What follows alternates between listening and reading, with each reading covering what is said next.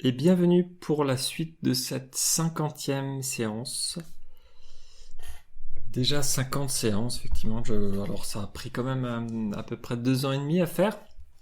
Mais voilà, ça fait quand même du contenu à présent. Je suis content de pouvoir vous proposer tous ces éléments-là. Et puis, comme je le répète régulièrement, je suis content moi-même de faire cet exercice pour moi. Hein. Au départ, voilà, je le redis, je le fais déjà pour moi, pour vérifier, me réinterroger sur ce que je comprends des messages de Seth. Ça m'aide à relire en détail, phrase par phrase, à mettre du sens, à faire du lien avec les autres livres de Seth.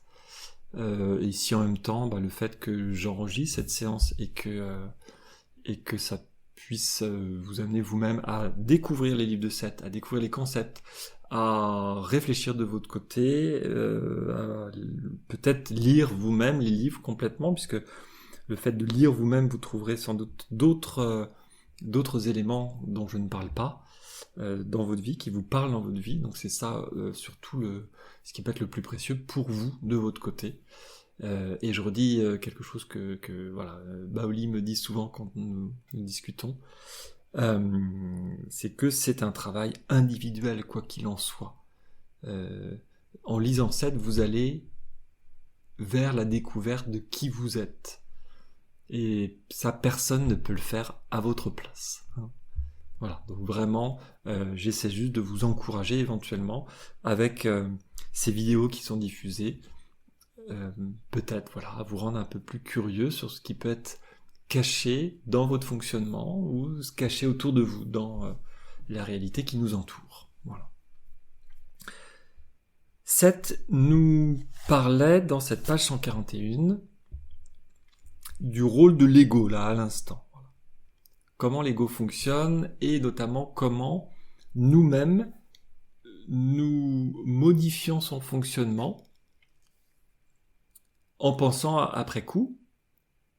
C'est-à-dire qu'on lui, voilà, avec notre cerveau, on l'oblige un peu à fonctionner d'une certaine manière, et puis après on considère que puisqu'il fonctionne comme ça, c'est son fonctionnement habituel, et notamment Seth nous disait là que on l'habitue à être très rigide, très carré, très cartésien, alors qu'il perçoit des informations pourtant subtiles, ce que Seth appelle les sens internes, qui sont des informations directes de notre moi plus global, et qu'il a cette capacité et cette curiosité d'utiliser ces informations.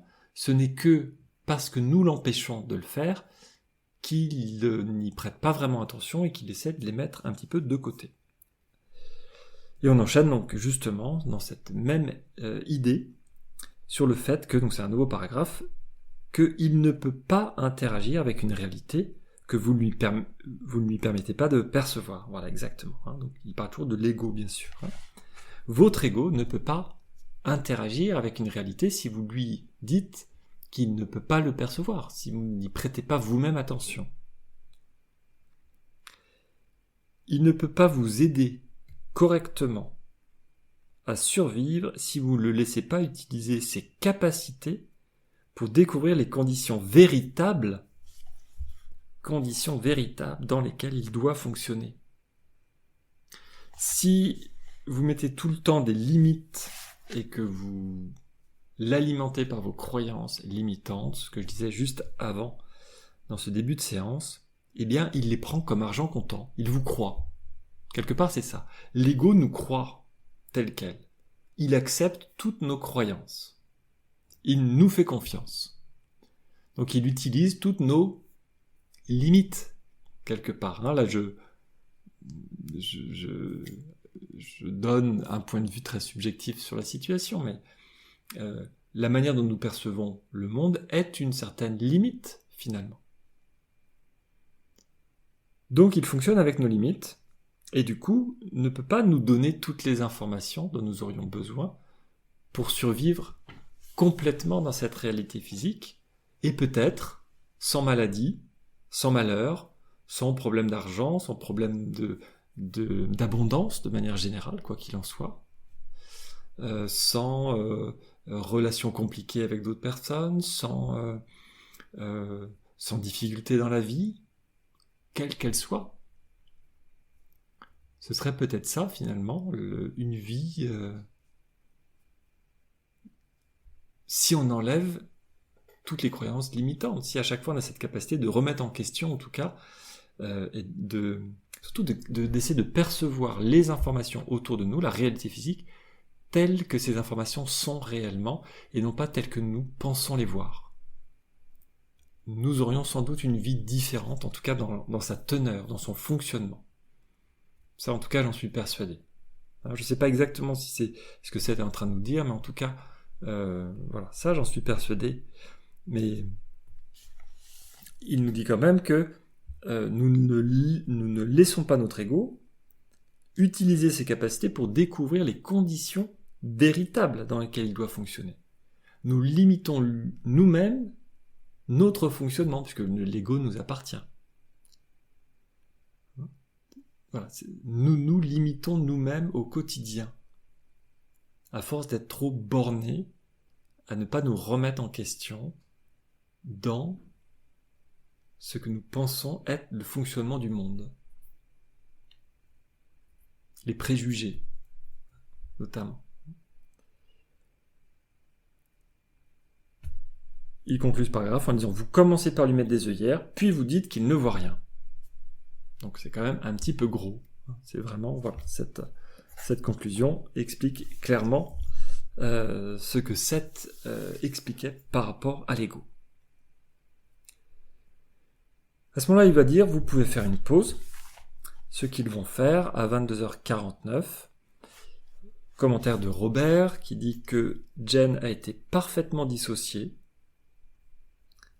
J'étais vraiment ailleurs, dit-elle, ce soir. Je peux te le dire. Commentaire de Robert, son débit a été bon, avec quelques courtes pauses. Ils reprennent à 23h02.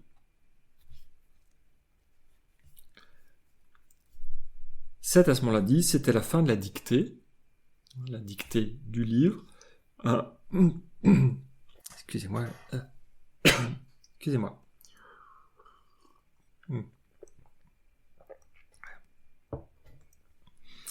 Un petit rappel. Seth fait des séances régulièrement, je crois que c'est 2 fois par semaine, à cette époque-là. Toute la séance n'est pas consacrée au fait de dicter le livre, et là c'est typiquement un temps où, en fin de séance, il va donner d'autres matériaux. Et il dit justement maintenant, accordez-nous un instant.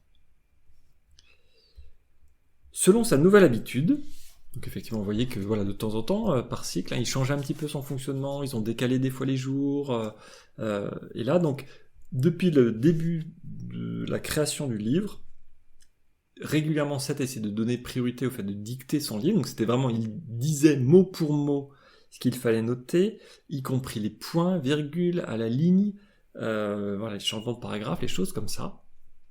Tout ça a été donné essentiellement par Seth. Mais là, donc, selon sa nouvelle habitude, Robert commente en disant que Seth termine la session par 2 pages de matériaux différents. Voilà, qui permettait de mélanger différents matériaux sur le livre et puis d'autres choses. Et là, c'est donc au sujet cette fois des années de formation que Jen a passé à écrire de la poésie et de la fiction. C'est très bien vu, me dis-je. Seth explique comment la poésie de Jen a toujours été une ramification créatrice de sa soif de comprendre la nature de l'existence et de la réalité. Sa manière de sonder psychiquement d'autres réalités. Une méthode d'investigation et d'exploration des résultats. Si je comprends bien, Seth, en tout cas c'est comme ça qu'il l'expliquait au début du livre. Il expliquait que son rôle, son métier, était d'enseigner. C'est un enseignant. Et que Seth devait avoir un contact particulier avec les personnes à qui il enseignait, et que des fois ça pouvait prendre des années, et que justement, il y avait un temps de préparation qui pouvait être assez long, avant un premier contact conscient par la personne qui va après recevoir les informations. Toutes les personnes n'ont pas forcément canalisé par la suite, n'ont pas dicté des livres ou des messages comme ça, mais en tout cas de recevoir. Donc il y a un temps de formation, et là ce que je comprends, c'est que Seth est en train de parler de ce temps-là. Donc, il dit le matériau différent de ce soir au sujet cette fois des années de formation que Jen a passé à écrire de la poésie et de la fiction. Donc j'ai l'impression que c'était déjà des formations de la part de Seth pour former le fonctionnement psychique, c'est ce que je dirais en tout cas, voilà, la manière dont l'esprit de Jen fonctionnait, pour pouvoir la rendre plus perméable, qu'elle accepte plus facilement le fait d'être en direct avec ses sens internes, avec les informations en tout cas que Seth voulait lui transmettre. Donc c'est voilà, Robert dit ah oui effectivement c'est très bien vu. Seth explique comment la poésie de Jen a toujours été une ramification créatrice de sa soif de comprendre la nature de l'existence et de la réalité, sa manière de sonder psychiquement d'autres réalités, donc une méthode d'investigation et d'exploration des résultats. C'est un des outils qu'elle a utilisé, mais je redis, là c'est pas dit exactement comme ça, c'est pas forcément explicite, mais si elle parle de formation, c'est qu'il faut bien qu'il y ait un formateur. Ou alors c'est qu'elle s'est auto-formée. Bon, là voilà, ce petit paragraphe ne le dit pas, mais moi je pense que c'était déjà un temps. Seth en tout cas a dit plusieurs fois qu'il avait commencé à contacter Seth dans son inconscient, donc dans les rêves notamment, pendant qu'elle était endormie, très longtemps avant qu'elle-même en ait pris conscience. Et je pense que ce paragraphe-là, donc là ça fait partie d'un matériau qui doit être disponible maintenant dans, comment ils appellent ça, matériaux privés ou quelque chose comme ça, ou sessions privées de Seth. Je pense que, si je me souviens bien, Robert, à la fin de sa vie, a fini par publier toutes les sessions, tout ce qui a été dicté par Seth. Alors qu'au début, donc au début c'est juste le premier livre. Les early sessions ont été, ça fait 20 fois que je le dis, mais voilà, je le redis une nouvelle fois, retraduites, redigérées par Jen sous forme du premier livre qui s'appelle Le matériau de Seth.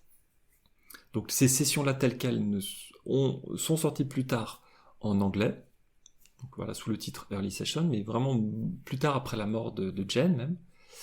Elles ne sont toujours pas traduites en français, voilà.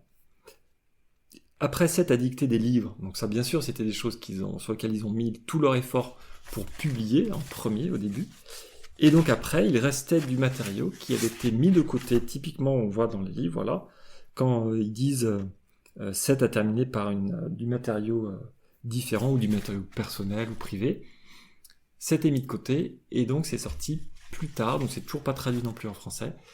Oui, je crois que ça s'appelle simplement session privée ou session personnelle ou quelque chose comme ça.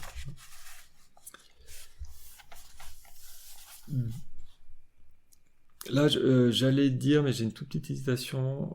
Je sais que les archives, ce que Robert a pris en note directement, écrit à la main, les manuscrits, ou dactylographiés par la suite au propre, oui, je pensais plutôt ça, le matériau utilisable en anglais, est stocké dans une université, et j'hésitais juste parce que je me souviens plus de son nom, mais aux États-Unis en tout cas. Voilà, ça fait partie des fonds d'une université américaine. Donc, une nouvelle fois, c'est intéressant de voir comment Seth, dans un paragraphe, fait le lien entre le fond et la forme. Entre ce qu'il essaie de nous expliquer de tout ce paragraphe-là, et là nous sommes arrivés à la fin du paragraphe 7,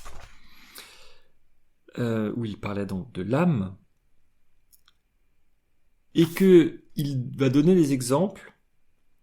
C'est pour ça que j'en parle, et je me permets toujours de lire les commentaires que Robert note, parce que finalement là il fait le lien, c'est-à-dire qu'il a dit, il venait de parler de ce qui se passe dans la nuit, dans notre état de sommeil, dans nos rêves, etc. Et là, c'est inconsciemment, Jen a été formée plusieurs années durant par Seth à accroître ses capacités de perception, justement, de ses sens internes notamment, ses perceptions extrasensorielles, en tout cas, on peut dire comme ça aussi. plusieurs années à être formé par Seth avant de commencer vraiment à écrire. Et donc c'est vraiment l'explication, la démonstration, ou un exemple en tout cas, de la teneur de ce chapitre. Où il explique justement qu'il se passe des choses. Il a dit plusieurs fois, pendant que vous dormez, vous vivez, vous apprenez, en tout cas vous faites des tâches, des entreprises qui peuvent être sans rapport avec ce que vous considérez comme vos intérêts, page 139. Vous y étudiez, vous jouez, vous acquérez de l'expérience, vous êtes tout sauf endormis pendant que vous dormez. Mais ce sont des activités différentes. Et là, donc, c'était un temps de préparation. Donc, en fin de séance, juste avant de terminer son chapitre, il donne des exemples qui vont parler spécifiquement à Jen et Robert dans ce qu'ils ont vécu et qui vont effectivement faire du lien par rapport à toute la théorie qu'il a évoquée avant. Voilà, donc là, il se dirige vers la fin de ce chapitre. C'est les notes de Robert, en fait, qui finissent les commentaires, où il dit que ces œuvres de fiction, ajoute Seth, sont sa manière de sonder des probabilités. Donc voilà, Seth est en train de parler de Jen. Ces œuvres de fiction, ajoute Seth, sont sa manière, entre guillemets, de sonder des probabilités et d'essayer de comprendre les autres. Tous ses écrits font partie de sa vie créative, mais, à présent, son investigation sur la nature de la réalité est bien plus directe. Elle utilise d'autres moyens d'appréhender que par la rédaction de textes qu'elle considère comme quelque chose de fictif. Elle est rentrée dans une relation plus directe à la réalité, donc ce que je comprends, c'est à ses sens internes. Et ça, c'est Seth qui l'explique directement à la suite. Il existe une grande unité dans les intérêts de cette personnalité. Tout ce qu'elle a fait est cohérent. Tout ce que nous faisons est cohérent à l'échelle de notre vie. Nous ne nous rendons pas forcément compte, mais ce qu'on va faire quand on est enfant, quand on est adolescent, quand on est jeune adulte, quand on est adulte, quand on est... au fur et à mesure qu'on acquiert de l'âge, c'est quand même globalement hyper cohérent. Et il y a certaines actions qui prennent du sens seulement plus tard. Ça, on comprend rétrospectivement, 10, 20, 50 ans après, et finalement j'étais déjà attiré par ça quand j'étais jeune. J'en arrive à faire un métier, un loisir, je pars dans une vie associative, je me mets à écrire, je fais des choses plus tard dans ma vie qui s'expliquent, qui avaient déjà leur trace, leur présence d'une autre manière, qui était une préparation avant, bien avant. Car globalement, notre vie est quand même assez cohérente. Même si on a l'impression, quand on vit des événements, qu'on tâtonne, qu'on n'y arrive pas, qu'on ne sait pas, qu'on hésite, que c'est flou. Mais en fait, si vous regardez votre vie maintenant, ce qui s'est passé les 10, 20, 30 dernières années, en fonction de votre âge, peut-être plus, je pense que vous allez revoir des éléments cohérents, des éléments qui préparent ce que vous êtes en train de vivre maintenant. Vous pouvez faire ça aujourd'hui parce que vous avez acquis une compétence il y a 10, 15, 20, 30 ans, qui vous donne cette pleine assurance aujourd'hui de pouvoir vous lancer dans les projets que vous avez aujourd'hui. Et qui font sens aujourd'hui pour vous. Et il y a peut-être 20 ans, vous n'y pensiez même pas. Mais vous avez fait déjà quelques événements, quelques activités, mis en place certaines choses, ou avoir eu certains rêves, ou je ne sais pas, des éléments dans votre vie qui prennent sens beaucoup plus tard. Ça rejoint ce que Seth est en train d'expliquer. Là, il disait, il existe une grande unité dans les intérêts de cette personnalité, de Jen. Rien n'est laissé au hasard, dit-il. Le moi créatif est opérationnel. Il va exactement là où il veut aller. Et vous avez tous, toutes et tous, ce moi créatif en vous. Et c'est souvent là où vous êtes le plus heureuse et heureux. C'est au moment où vous sentez que vous êtes en train de... Waouh, il y a un truc qui s'ouvre, quoi. Vous êtes en train de créer quelque chose, de mettre votre énergie dans quelque chose qui devient concret, une action particulière qui porte un sens pour vous. Vous sentez que ça grandit. Ça diffuse. Ça prend sens. Parce que ce moi créatif est présent en vous. Il s'est préparé avant, mais il prend sens aujourd'hui en vous, et il prendra encore plus sens, différemment peut-être, dans 10, 20, 30 ans. Tout cela est hyper cohérent, et on le comprend seulement quand on regarde rétrospectivement. Plus tard, en regardant son passé, on y remet du sens. Les expériences psychiques de Jen, 17, ouvriront elles-mêmes d'autres domaines de création. Vous voyez, voilà. Ce qu'on fait à un moment donné, les expériences psychiques qu'on peut avoir, on va essayer de mieux comprendre ses rêves, on va essayer vous pouvez essayer la planche Ouija, vous pouvez essayer de laisser libre cours à du dessin intuitif, à de la musique spontanée, de l'improvisation, du théâtre improvisé, voilà, ou d'aller explorer, je sais pas, une nouvelle manière de créer, de faire de la poterie, de la peinture, vous passez de la peinture à l'eau à la peinture à l'huile, par exemple, etc. Vous expérimentez quelque chose d'autre, et ça vous conforte, ça vous développe votre sens de la créativité de manière générale. Les expériences psychiques, parce que tout est psychique au départ, c'est pour ça que je donne des exemples d'actions concrètes, mais tout est psychique au départ. Donc ces expériences ouvriront elles-mêmes d'autres domaines de création, ce qui la conduira à creuser plus profondément dans des fonds de créativité littéralement universels et infinis. Imaginez un petit peu, voilà, c'est quand même assez extraordinaire ce que Seth arrive à dire comme ça de ce que Jen a vécu et de donner des explications et du sens aussi à ce qu'elle a vécu. Elle s'est toujours posée avec Robert, ils se sont toujours tous les deux posé beaucoup de questions sur qui était Seth, qu'est-ce que c'était ce matériau qui leur arrivait, qu'est-ce que c'était ces phrases, et ils ont des réponses qu'ils avaient déjà en eux de manière intuitive, mais là, Seth, il pose des mots clairement, il écrit des phrases, et donc ça prend son sens tel quel. Voilà, donc fin à 23h21. Ils arrêtent une session sur la fin aussi d'un chapitre. Je vais dire simplement quelques mots sur le chapitre suivant, mais je ne vais pas le commencer. Bon, il restera un petit peu de temps, mais je ne vais peut-être pas aller trop loin. Le chapitre 8 s'intitule « Le sommeil, les rêves et la conscience ». C'est un chapitre qui nous a tout de suite frappé par la qualité des informations qui étaient données et surtout leur portée pragmatique. Dans ce chapitre, Seth va nous parler de la manière dont nous pouvons essayer de modifier nos phases, pas nos phases de sommeil, la répartition de notre sommeil dans la journée, combien de temps nous dormons,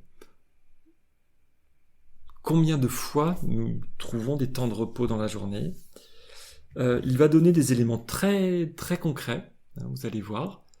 Je vais peut-être d'ailleurs, en revoyant ce début de chapitre, je me souviens qu'il avait donné comme ça des éléments qui pouvaient sembler des fois pas contradictoires, mais il laisse toujours une porte ouverte au fait qu'on est chacun différent, très différent dans son fonctionnement. Donc il donne des fourchettes, par exemple il faut dormir de tant d'heures à tant d'heures, certains peuvent aller jusqu'à tant d'heures, etc. Donc je vais essayer de reprendre un petit peu, peut-être de préparer un petit peu pour une fois ce chapitre, et pour essayer peut-être de vous faire je sais pas quelle forme ça peut prendre, un tableau, un résumé, un graphique, je vais accompagner en tout cas je pense cette 51e séance qui va arriver, avec cette ouverture sur le chapitre 8, avec peut-être un peu de préparation. Enfin, je vais voir en tout cas en relisant rapidement s'il y a matière à préparer, pour essayer de vous donner une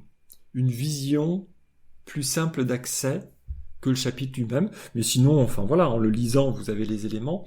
Mais des fois, il va revenir sur un élément 2-3 pages plus loin, il avait commencé à dire certains éléments, il revient dessus, etc.